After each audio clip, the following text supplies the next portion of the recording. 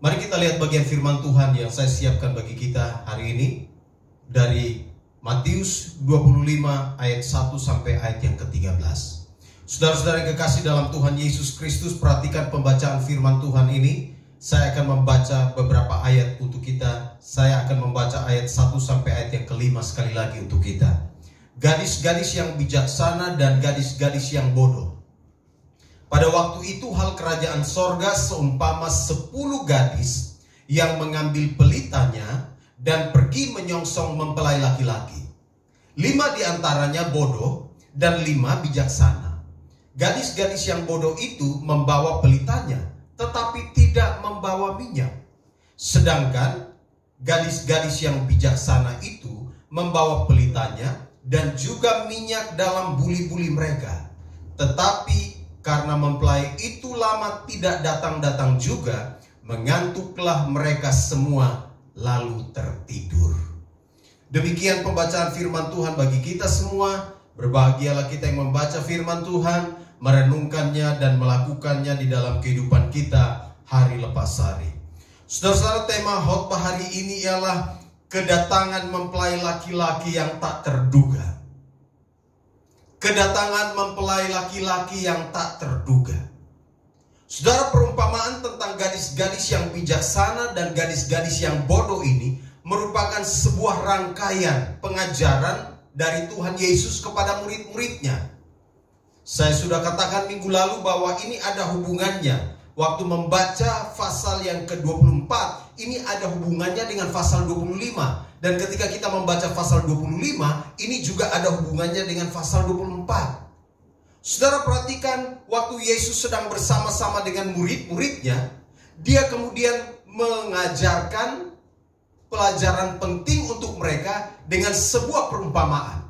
Di dalam ayat itu, ayat pertama di sana dikatakan, pada waktu itu hal kerajaan sorga seumpama 10 gadis yang mengambil pelitanya dan pergi menyongsong mempelai laki-laki.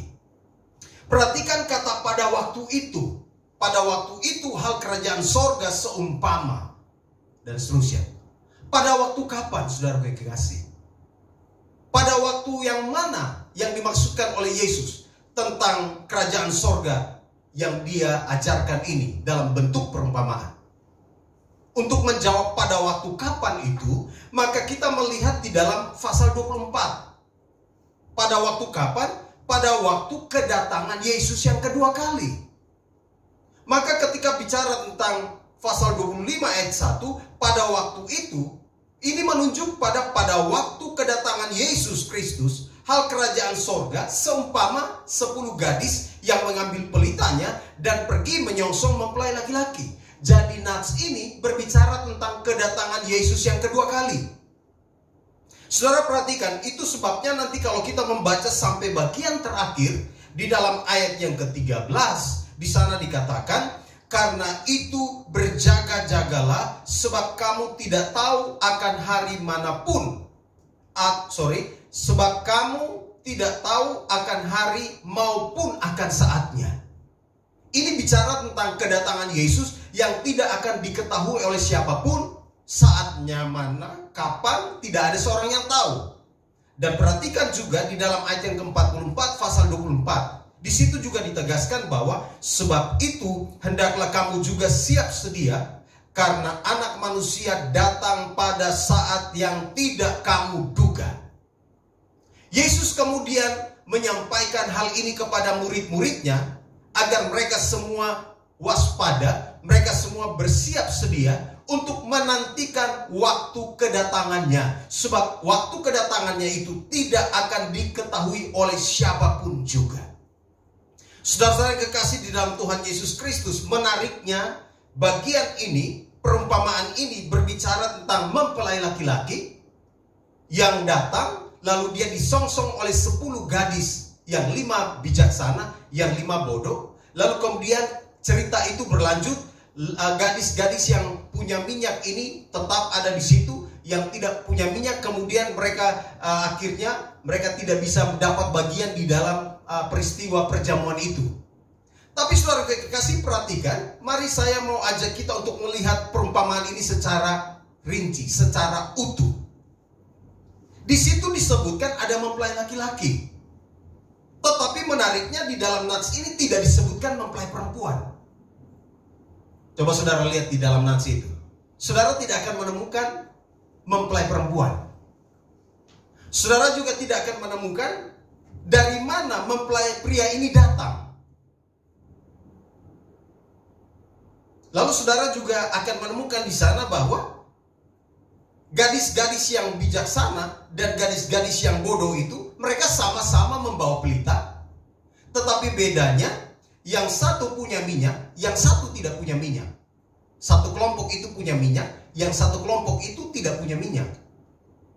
Lalu kemudian gara-gara mereka tidak punya minyak, yang 5 gadis bodoh ini yang tidak punya minyak, gara-gara mereka tidak punya minyak, lalu kemudian mereka pergi, mereka beli minyak, lalu mereka kembali, pintu sudah tertutup, lalu mereka tidak diizinkan masuk. Ini apa sih? Sudah dapat minyak, kok sekarang tidak dapat masuk ke dalam perjamuan itu? Saudara, ini ada misteri di sini. Memang untuk menafsirkan perumpamaan ini agak sedikit sulit. Tetapi sebenarnya saudara yang kekasih, yang mau disampaikan oleh Tuhan Yesus, yang mau diajarkan oleh Tuhan Yesus sehubungan dengan perumpamaan kerajaan sorga dalam gambaran gadis-gadis yang bijaksana dan gadis-gadis yang bodoh, ini sebenarnya inti dari perumpamaan ini mau ditujukan, atau sentral dari perumpamaan ini mau ditujukan kepada mempelai laki-laki, bukan kepada mempelai perempuan, sehingga mempelai perempuan tidak disebut. Dan mempelai laki-laki yang dimaksudkan di sini adalah Yesus sendiri yang akan datang pada waktu yang tidak diduga oleh siapapun itu. Saudara-saudara, perhatikan bagian firman Tuhan ini. Ketika kita berbicara tentang gadis-gadis yang bijaksana membawa pelitanya, dan juga gadis-gadis yang bodoh itu membawa pelitanya, mereka membawa lampu yang sama. Mereka membawa lampu yang sama. Tetapi lampunya itu, perhatikan di dalam ayat yang ketiga, gadis-gadis yang bodoh itu membawa pelitanya tetapi tidak membawa minyak. Bahkan dibilang bodoh, bawa pelita tapi nggak bawa minyak. Gitu. Yang satu bawa pelita, satu kelompok yang lain bawa pelita, lalu dia juga bawa minyak dan cadangan minyak dibuli-buli. Ayat itu berkata kepada kita di dalam ayat 4, sedangkan gadis-gadis yang bijaksana itu membawa pelitanya dan juga minyak dalam buli-buli mereka. Pelita di sini di dalam bahasa Yunani itu dipakai satu kata lampas. Lampas, atau nanti kalau bahasa Inggris lamp ya, kalau bahasa Inggris ya. Bahasa Yunani itu lampas. Pelita yang dimaksudkan di sini bukan lampu modern yang saudara dan saya ketahui sekarang ini, bukan seperti itu. Pelita yang dimaksudkan ini lebih menunjuk kepada obor yang dipakai, lalu kemudian dipakai sumbu tradisional, lalu kemudian di dalam obor itu yang kalau sekarang itu terbuat dari bambu. Kalau sekarang obor kan pakai bambu itu.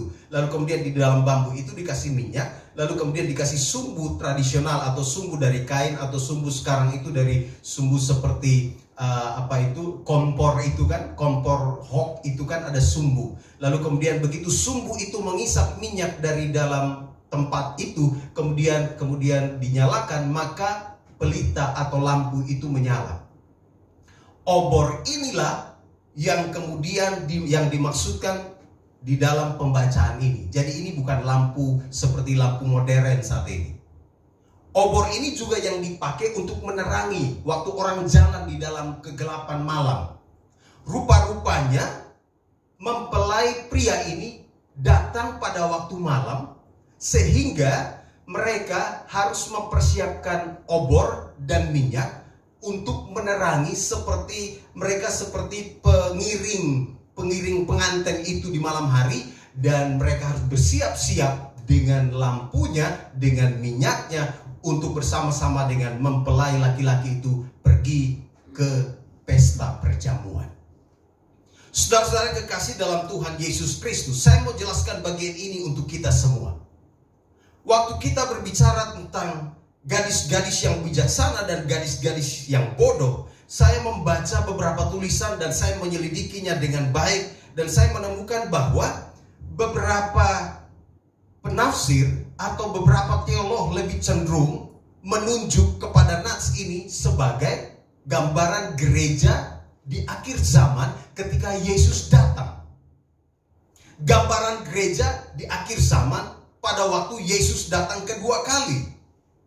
Dan itu sebabnya ketika kita berbicara tentang bagian firman Tuhan ini, ketika kita bicara tentang kedatangan yang tak terduga dari sang mempelai itu, maka saya menemukan di sini ada beberapa tujuan kedatangan yang tidak terduga dari sang mempelai itu. Ada tujuannya yang bisa kita lihat dari Matius 25 ayat 1 sampai 13. Tujuan pertama yang saya lihat di sini, saudara kekasih, perhatikan di dalam bagian firman Tuhan itu. Menarik sekali ayat yang tadi kita sudah baca. Ayat 5, ayat 6, saya baca ayat 6. Waktu tengah malam terdengarlah suara orang berseru, "Mempelai datang, songsonglah dia."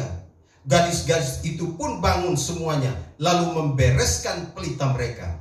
Gadis-gadis yang bodoh berkata kepada gadis-gadis yang bijaksana, "Berikanlah kami sedikit dari minyakmu itu, sebab pelita kami hampir padam." Tetapi jawab gadis-gadis yang bijaksana itu, "Tidak, nanti tidak cukup untuk kami dan untuk kamu. Lebih baik kamu pergi kepada penjual minyak dan beli di situ." Saudara perhatikan, hal pertama yang saya mau tunjukkan buat kita semua, tujuan kedatangan yang tak terduga dari sang mempelai laki-laki. Tujuannya yang pertama ialah untuk menyingkapkan siapa sebenarnya yang adalah miliknya. Tujuan kedatangan yang tak terduga dari sang mempelai itu ialah untuk menyingkapkan siapa sebenarnya yang menjadi milik Tuhan. Pada waktu Yesus datang, identitas semua orang akan terbuka di sana. Pada waktu Yesus datang, Yesus akan mengungkapkan, menyingkapkan semua orang-orang siapa diri mereka sesungguhnya. Saudara yang kekasih, coba perhatikan. Waktu mempelai itu belum datang, maka sepertinya 10 gadis ini sama saja, tidak bisa dibedakan. Mana yang bodoh, mana yang bijak, tidak bisa dibedakan. Semua mereka sama-sama. Mereka siap untuk mengiringi kedatangan mempelai laki-laki itu. Mereka semua bawa lampu. Yang lain tidak tahu bahwa yang 5 orang ini tidak bawa minyak. Tidak ada yang tahu. Mereka bersama-sama ada di situ. Bahkan mereka tertidur semuanya. Tetapi begitu mempelai laki-laki ini datang, baru di situ terungkap, tersingkap siapa sebenarnya 5 gadis ini dengan 5 gadis yang lain. Waktu mempelai itu datang, waktu mereka membereskan lampu, ternyata mereka menemukan 5 gadis yang bijaksana itu santai saja karena mereka punya persediaan minyak. Lalu kemudian 5 gadis yang bodoh itu baru terkejut, ternyata mereka bawa lampu, mereka tidak bawa minyak. Mempelai itu kemudian datang dan dia menyingkapkan siapa sebenarnya identitas dari kelima gadis, baik yang bijaksana maupun yang bodoh. Saya mau berkata begini buat kita semua. Setiap kita, setiap orang diundang untuk datang kepada Yesus. Setiap orang diberikan kesempatan yang sama untuk datang. Setiap orang diberikan kesempatan yang sama untuk menerima Yesus sebagai Tuhan dan Juru Selamat secara pribadi. Semua orang diberikan kesempatan yang sama. Tetapi setiap orang juga punya pilihan yang berbeda-beda. Setiap orang juga memiliki kehendak yang berbeda-beda. Mereka punya keputusan-keputusan yang berbeda-beda. Tetapi begitu mempelai laki-laki itu datang, barulah ketahuan siapa yang sebenarnya benar-benar memiliki keputusan yang benar. Siapa sebenarnya yang memiliki identitas yang benar. Siapa sebenarnya yang menjadi pengikut Kristus yang benar. Siapa sebenarnya yang sudah mempersiapkan dirinya, yang sudah ada di dalam Kristus, yang benar-benar berjaga-jaga, yang benar bersiap sedia untuk menantikan kedatangannya. Kedatangan Yesus akan menyingkapkan identitas orang-orang. Kedatangan Yesus akan menyingkapkan siapa saudara dan saya. Kedatangan Yesus akan membuat kita semua tahu mana kambing, mana domba, mana gandum, mana lalang. Yesus akan menyingkapkan semuanya itu. Dan tidak ada seorang pun yang bisa berdalih waktu Yesus datang. Yesus akan membukakan itu. Dan tidak ada seorang pun yang bisa berkata, oh Tuhan, saya pengikut Engkau. Oh Tuhan, saya sudah menerima Engkau sebagai juru selamat. Tidak ada seorang pun yang bisa berkata demikian, yang bisa mengklaim seperti itu. Karena Yesus sendiri yang akan membuktikan identitas mereka. Apakah mereka adalah pengikutnya yang setia? Apakah mereka adalah miliknya atau bukan?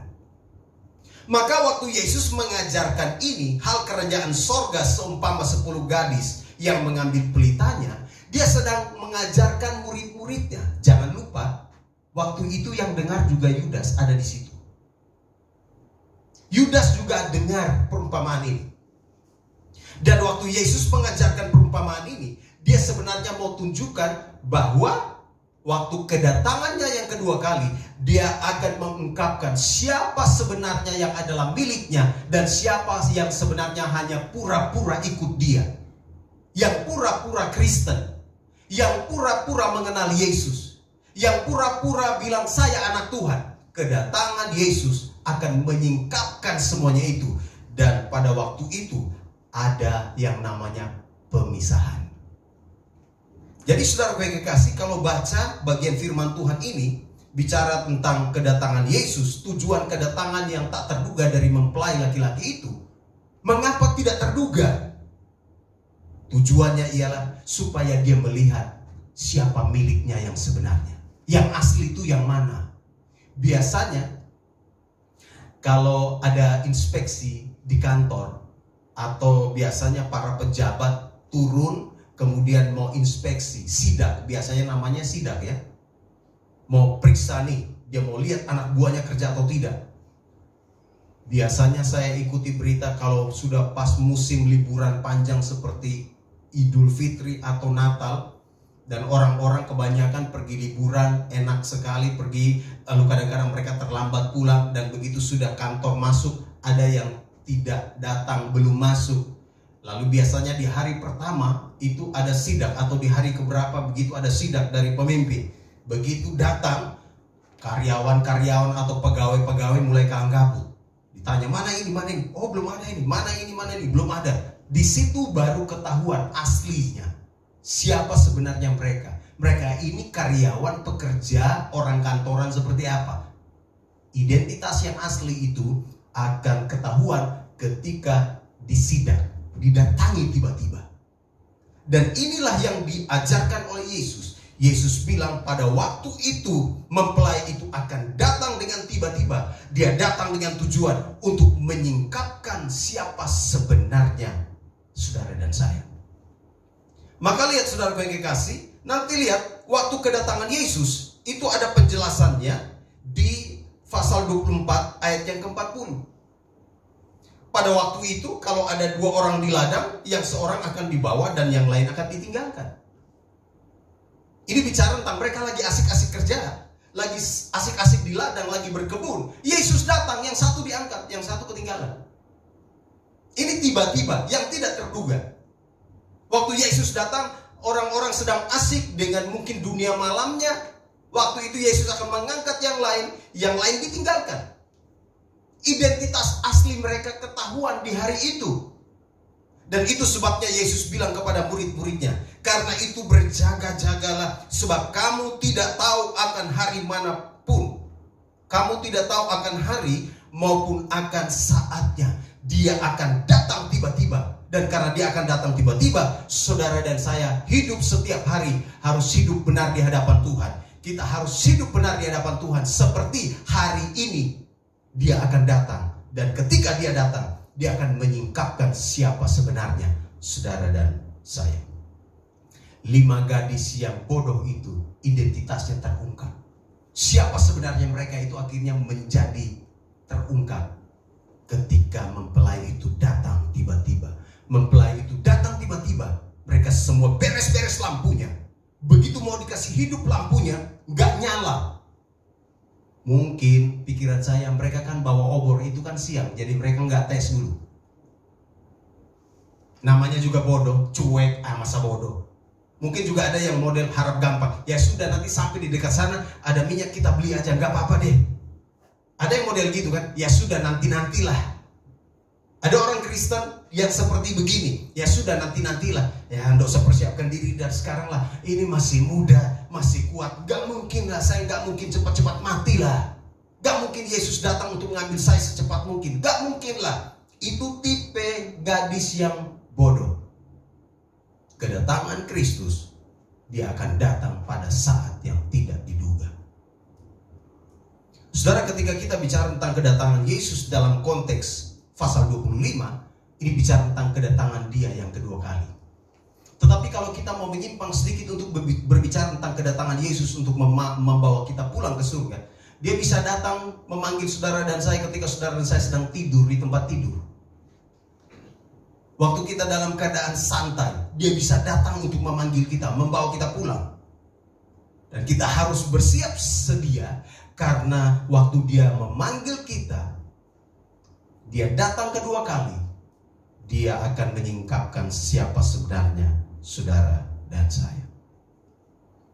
Yang kedua, saudaraku yang kekasih, menarik sekali perumpamaan ini. Perhatikan di dalam ayat-ayat itu. Perhatikan ayat yang ke-10. Akan tetapi, waktu mereka sedang pergi, mereka ini adalah yang bodoh itu. Waktu mereka sedang pergi untuk membelinya, datanglah mempelai itu dan mereka yang telah siap sedia masuk bersama-sama dengan dia ke ruang perjamuan kawin. Lalu pintu ditutup. Tujuan kedatangan yang tak terduga dari sang mempelai laki-laki. Tujuan kedua ialah untuk membawa miliknya masuk dalam kebahagiaan. Untuk membawa miliknya masuk di dalam kebahagiaan. Perhatikan ayat itu jelas sekali. Ketika mempelai itu datang, lalu kemudian gadis-gadis yang bijaksana itu sudah siap sedia. Kemudian mereka menyongsong dia, lalu masuk bersama-sama dengan dia ke ruang perjamuan kawin. Lalu pintu ditutup. Yesus akan datang kedua kali secara tiba-tiba, tidak terduga. Tujuannya untuk membawa saudara dan saya masuk di dalam kebahagiaannya. Masuk bersama-sama di dalam pesta perjamuan kawin. Perjamuan kawin itu bicara tentang sesuatu hal yang luar biasa. Ada kebahagiaan di sana, ada sorak-sorai di sana, ada kemeriahan di sana, dan saudara dan saya akan dibawa masuk di dalam kebahagiaan. Gadis-gadis yang bijaksana itu, mereka bersiap sedia, mereka menantikan kedatangan sang mempelai itu, dan mereka didapati siap, dan akhirnya mempelai itu bersama-sama dengan gadis-gadis yang bijaksana ini masuk di dalam ruang perjamuan. Kalau saudara dan saya lihat di dalam Wahyu, saudara dan saya bisa melihat di sana bicara tentang ada pernikahan anak domba. Perjamuan kawin anak domba. Saudara bisa lihat di dalam Wahyu pasal 19. Ada perjamuan kawin anak domba. Ini yang kemudian dijelaskan sebelumnya di dalam Matius 25. Setiap orang-orang percaya akan masuk di dalam perjamuan kawin anak domba itu. Mereka akan menikmati persekutuan yang indah bersama dengan mempelai laki-laki itu. Sementara orang-orang yang bodoh, orang-orang yang tidak bijaksana itu akan tinggal di luar. Dan Yesus bersama-sama dengan orang-orang percaya itu akan menikmati indahnya kebersamaan. Mereka akan bersuka cita bersama-sama di sana. Dan mereka akan menikmati segala kebahagiaan. Karena itulah yang dirindukan, itulah yang dinantikan oleh orang-orang percaya. Yesus datang kedua kali untuk membawa miliknya masuk di dalam kebahagiaan. Saudara, kebahagiaan yang paling tertinggi, kalau kita lihat di dalam bagian firman Tuhan ini ya, kebahagiaan yang paling tertinggi ialah berjumpa dengan mempelai laki-laki itu dan berada di dalam ruang perjamuan itu. Ruang perjamuan pesta itu. Itulah kebahagiaan tertinggi. Itulah kebahagiaan saudara dan saya. Ketika Yesus menjemput kita, ketika Yesus datang memanggil kita, kita akan masuk bersama-sama menikmati perjamuan kawin itu. Dan kita adalah orang-orang percaya yang akan bersuka cita. Segala air mata kita dihapuskannya. Tidak ada duka cita lagi di dalam ruang perjamuan itu. Tidak ada lagi duka cita di sorga. Alkitab berkata bahwa semua air mata kita telah dihapuskannya. Semua penderitaan kita telah dihapuskannya, telah disingkirkannya. Dan saudara dan saya akan menikmati kebahagiaan yang kekal, kebahagiaan yang sejati di dalam Yesus. Itu sebabnya saudara kekasih, supaya saudara dan saya bisa masuk di dalam kebahagiaan yang sejati bersama dengan mempelai laki-laki itu, maka saudara dan saya harus memperhatikan cara hidup kita hari ini. Kita harus tahu bahwa kita akan pergi ke surga. Dan karena itu hari ini kita harus hidup berdasarkan aturan-aturan surga. Kalau saudara dan saya mau masuk ke surga, saudara dan saya harus hidup berdasarkan aturan-aturan surga. Kalau saudara sedang bekerja di satu tempat, saudara mau bekerja di satu tempat, begitu saudara mau masuk ke situ, biasa ada peraturan-peraturan. Dikasih, nanti kamu akan harus begini, kamu akan dapat ini, lalu kemudian tanda tangan kontraknya, tanda tangan untuk peraturan dan seterusnya. Saya ingat waktu anak-anak mau masuk sekolah, kami orang tua itu dikasih berapa ratus macam peraturan. Baca satu-satu. Pokoknya kalau mau masuk di sekolah ini, tidak boleh ini, tidak boleh ini, tidak boleh ini, harus begini, harus begini, harus begini. Terus semua sampai ke bawah. Lalu kemudian kita tanda tangan di atas meterai. Sebelum masuk di situ ada aturan-aturannya. Aturan-aturan sekolah itu yang harus ditaati. Saudara, ketika kita bicara tentang mau pergi ke surga, surga juga punya aturan-aturan. Cara hidup surga itu juga berbeda dengan cara hidup dunia. Dan setiap kita yang mau masuk di dalam kebahagiaan bersama dengan mempelai laki-laki itu, maka kita harus hidup berdasarkan aturan-aturan surga. Masalahnya, 5 gadis yang bodoh itu tidak hidup berdasarkan aturan surga. Aturan surga ya harus siap sedia, harus hidup benar, sehingga waktu mempelai itu datang, jangan mau cari-cari alasan lagi mau pergi kemana, terlambat, tidak ada minta izin lagi. Waktu Yesus datang, tidak ada yang bilang, sabar dulu, saya ada lupa ini, saya mau pergi ke sana. Nggak ada. Semua kita harus siap, dan itu sebabnya 5 gadis yang bijaksana ini, mereka siap sedia, dan akhirnya mempelai itu datang bersama-sama dengan mereka dan masuk di dalam kebahagiaan perjamuan kawin itu. Itu sebabnya saudara dan saya harus hidup benar di hadapan Tuhan. Kita harus hidup berdasarkan aturan-aturan sorga. Hari ini kita masih ada di bumi, tapi saya mau berkata bahwa kita ada di sini, ini hanya adalah tempat transit. Semua kita hanya transit di sini. Dan ketika mempelai itu memanggil kita, mempelai itu datang menjemput kita, maka kita akan dibawa pergi. Kita akan masuk di dalam kebahagiaan bersama-sama dengan Dia. Karena itu saudara kekasih, ingat bahwa kita harus bersiap sedia, karena kedatangannya itu tidak diduga, tidak terduga. Dia datang tiba-tiba, dia memanggil saudara dan saya juga tiba-tiba. Karena itu persiapkan hidup kita untuk hari di mana dia datang, hari di mana dia memanggil kita, supaya kita kedapatan setia. Yang ketiga saudara kekasih, menarik sekali bagian firman Tuhan ini. Perhatikan tujuan kedatangan yang tak terduga dari sang mempelai laki-laki itu. Perhatikan di dalam ayat yang tadi saya sudah baca, ayatnya yang ke-10 dan 11. Akan tetapi waktu mereka sedang pergi untuk membelinya, datanglah mempelai itu dan mereka yang telah siap sedia masuk bersama-sama dengan dia ke ruang perjamuan kawin. Lalu pintu ditutup. Kemudian datang juga gadis-gadis yang lain itu dan berkata, Tuan, Tuan, bukakanlah kami pintu. Tetapi ia menjawab, Aku berkata kepadamu, sesungguhnya aku tidak mengenal kamu. Tujuan kedatangan mempelai laki-laki yang tidak terduga itu, tujuannya ialah untuk menutup kesempatan bagi mereka yang bukan miliknya. Untuk menutup pintu kesempatan bagi mereka yang bukan miliknya. Tidak ada kesempatan lagi untuk bertobat bagi mereka yang bukan miliknya pada waktu kedatangan Yesus. Selesai sudah urusan.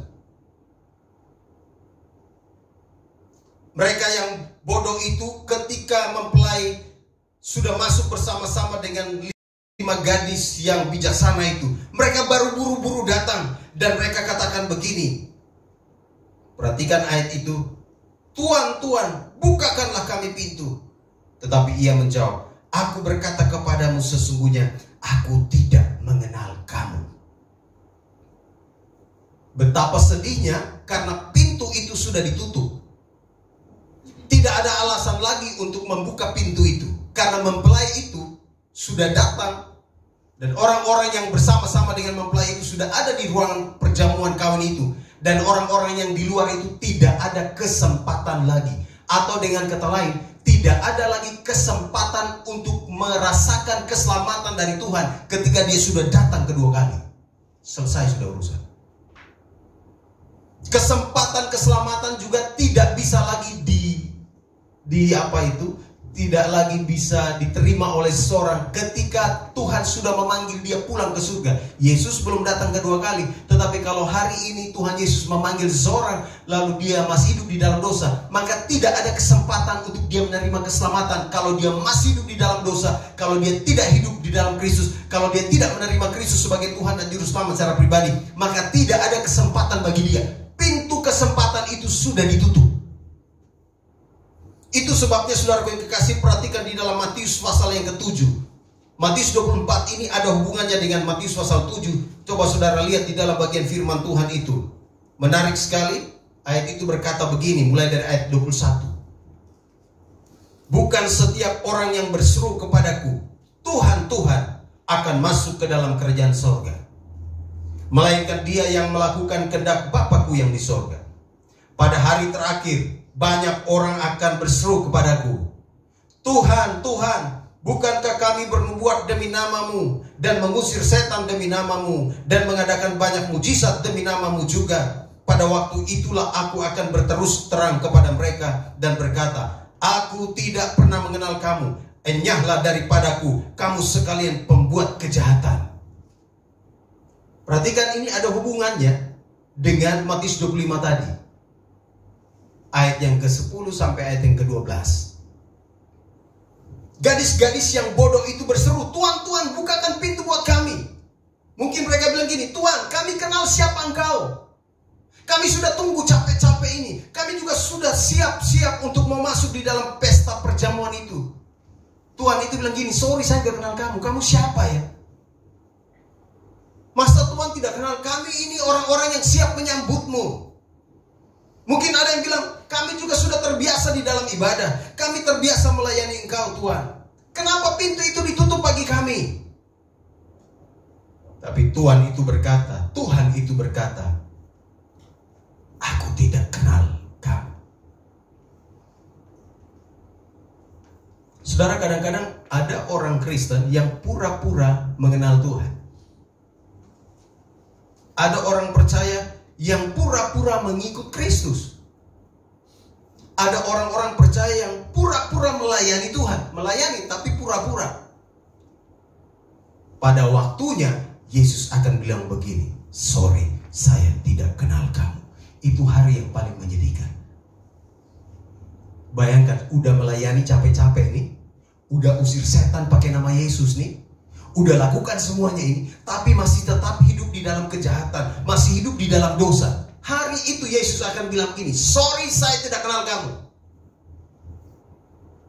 Di dalam Matius 7 jelas sekali, enyahlah kamu sekalian pembuat kejahatan. Rupanya mereka sedang melayani, sementara melayani sedang melakukan dosa, sedang melakukan kejahatan. Hari itu Yesus bilang begini, sorry, saya tidak kenal kamu.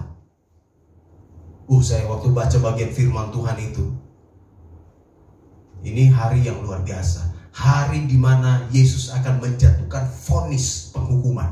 Kedatangan Kristus kali kedua, dia akan menutup pintu kesempatan bagi mereka yang bukan miliknya. Dan pintu itu sepertinya kalau kita lihat, di hari di mana kedatangannya itu terbuka cepat sekali dan langsung tertutup. Kesempatan 5 gadis yang bijaksana itu masuk, dan setelah itu mereka masuk, tertutup sudah.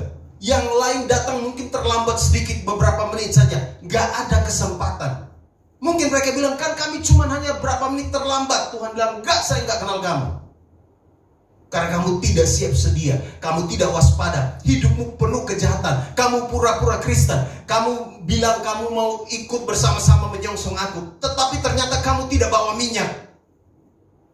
Itu membuktikan bahwa kamu tidak setia, kamu tidak melakukan semua yang terbaik bagiku. Enyahlah kamu pembuat kejahatan. Kedatangan Yesus yang tidak terduga itu untuk menutup kesempatan bagi yang bukan miliknya. Yesus begitu datang kali kedua, keselamatan yang dianugerahkan berakhir. Kalau kita mau pakai bahasa itu. Ini masa anugerah, di mana setiap orang harus berespon cepat, harus mengambil keputusan untuk mengikut Dia. Itu sebabnya kita harus memberitakan Injil kepada orang-orang di sekeliling kita. Mereka yang masih ada di dalam dosa, mereka yang masih ada di dalam kegelapan, kita harus memberitakan Injil kepada mereka. Kita harus menyampaikan kabar pengampunan dari Kristus kepada mereka, supaya mereka pun bertobat, supaya mereka pun akhirnya bisa masuk di dalam pintu kesempatan yang Tuhan berikan itu. Sebab kalau tidak, begitu Dia datang, begitu Dia memanggil kita, maka pintu itu ditutup dan akhirnya kita siap untuk masuk di dalam penghukuman kalau kita tidak hidup di dalam Dia. Tapi bagi kita yang hidup di dalam Dia, kita pasti akan masuk di dalam kebahagiaan. Saudara perhatikan ayat itu. Saya baca ulang ayat 13. Karena itu berjaga-jagalah, sebab kamu tidak tahu akan hari maupun saatnya. Hati-hati supaya kita tetap setia. Jangan biarkan apapun di sekeliling kita menyesatkan kita. Jangan biarkan apapun menggoda kita untuk menjauh daripada Tuhan. Jangan biarkan keinginan-keinginan daging itu menguasai kita, sehingga sementara kita ikut Tuhan, kita masih hidup di dalam kejahatan. Sementara kita melayani Tuhan, kita masih hidup di dalam dosa. Jangan biarkan apapun itu berusaha untuk menjerat kita, menjebak kita. Supaya ketika Yesus datang, Dia memanggil kita, Dia menjemput kita untuk masuk di dalam perjamuan kawin anak domba itu. Maka Dia melihat kita setia, dan kita akan bersama-sama masuk menikmati kebahagiaan itu. 5 gadis yang bijaksana ini merupakan gambaran dari gereja Tuhan yang siap sedia untuk menantikan kedatangannya. Tapi 5 gadis yang bodoh ini merupakan gambaran dari orang-orang dunia ini yang pura-pura menjadi Kristen mungkin, yang pura-pura ikut Tuhan mungkin, yang pura-pura pelayanan mungkin. Tetapi mereka sebenarnya adalah pembuat kejahatan. Mereka tidak setia, mereka tidak tulus, mereka tidak memutuskan untuk mengikut Kristus dengan benar. Dan akhirnya kesempatan itu hilang dari mereka. Mereka tidak lagi bisa masuk di dalam pintu kesempatan itu, karena pintu itu telah ditutup. Dan ketika Kristus yang menutup pintu itu, maka tidak ada seorang pun yang bisa membuka pintu itu lagi. Pintu keselamatan itu pada waktunya akan ditutup. Karena itu saudaraku yang kekasih, mari ketika kita merayakan atau ada di dalam bulan misi ini, kita semua mengerti bahwa pintu kesempatan sudah Yesus buka untuk kita. Kita ada di bulan Agustus ini. Kita akan merayakan Hari Kemerdekaan Republik Indonesia yang ke-75. Kita harus menyadari bahwa secara rohani kita pun telah dimerdekakan oleh Kristus. Kristus telah mati di kayu salib. Dia sudah mencurahkan darahnya bagi kita. Hidupnya sudah diberikan bagi kita, sehingga kita sekarang menjadi manusia yang merdeka di dalam Dia. Dia telah membebaskan kita dari dosa. Hukuman maut telah disingkirkannya. Karena itu saudara dan saya harus hidup di dalam Dia, menantikan kedatangannya dengan penuh hidup di dalam kebenaran, supaya waktu Dia memanggil kita, Dia melihat kita setia dan kita siap untuk masuk dalam kebahagiaan kerajaannya. Kiranya firman Tuhan hari ini mengingatkan kita bahwa kedatangan Yesus, kedatangan mempelai itu, kedatangannya tidak terduga, tiba-tiba. Karena itu kita harus bersiap sedia untuk menyongsong kedatangannya. Kiranya Tuhan Yesus memberkati kita semua. Amin.